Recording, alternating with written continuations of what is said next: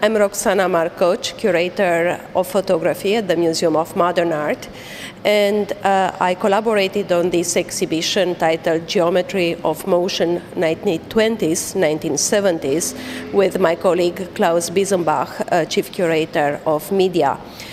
We started from the premise that, photography and film actually have lots in common in terms of the basic elements, motion, duration, projection, reflection.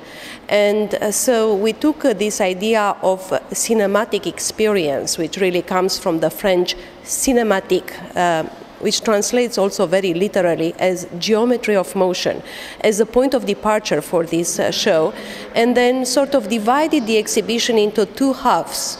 One that focuses on the 1920s and one on the 1970s, primarily because these are two periods, historical periods, where artists are very much looking at the experimentation of projection and the sort of transformation of the art object from a static image to fluid light projection.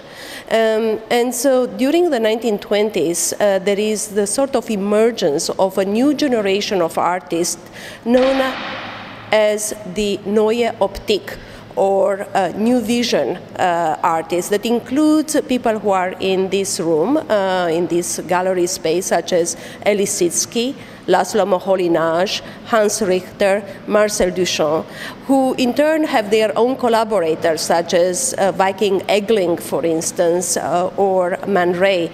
And they are producing a lot of non-narrative type of films, abstract films, or even they are sort of changing the relationship between objecthood and space.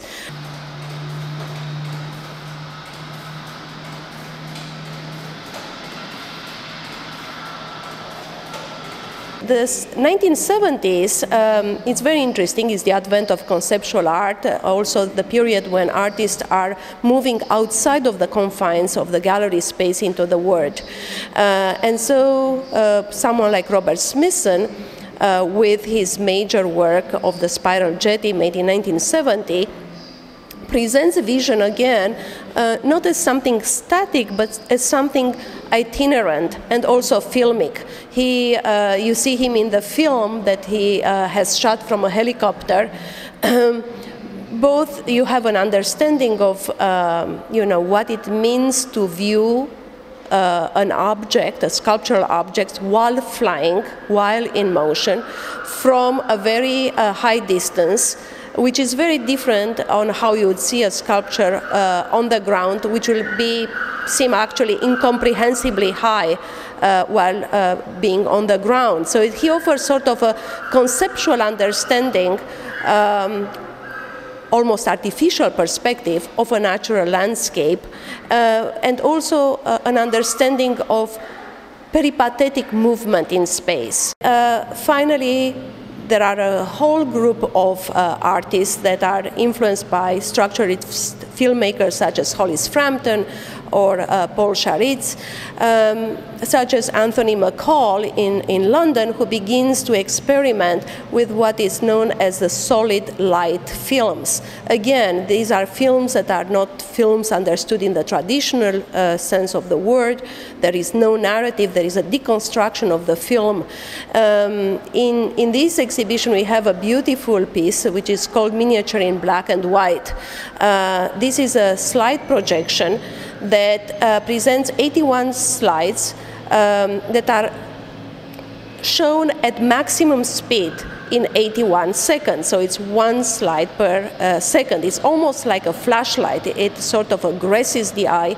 And you are looking straight into the projector and see these very abstract shapes as they shift. And the more you stare at the images, the more after images are created. So again, the eye becomes extremely active. It becomes like a projector because it creates its own images and after images. Anthony McCall had a great influence on other artists, particularly sculptors such as Richard Serra or, for instance, Gordon Matta-Clark, who is also included in this show.